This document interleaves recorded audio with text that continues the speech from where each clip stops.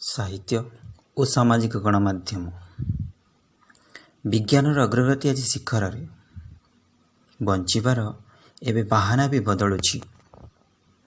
संपर्क धीरे धीरे मजबूत हेउची। समस्यार समाधान आज काठगड़ारे। सामाजिक गणमाध्यम बहुल व्यवहार देउची साहित्य को नुआ नुआ उपहार। भल थिले मंद दिने करे अनुगमन।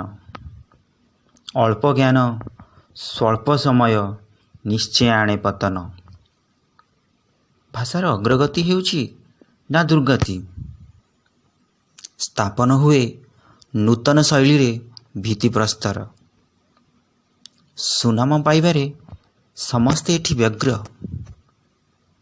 प्रतिष्ठार महल तले भांगी जाए से दुर्ग। परिवर्तन नाम रे जदि स्वार्थ हासिल करा जाए तेबे साहित्यर मूलदुआ निश्चय भांगी जाए।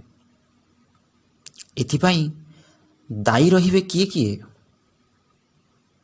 एहार भी सठिक उत्तर देबे किए। एहार भी सठिक उत्तर देबे किए। साहित्य और सामाजिक गणमाध्यम।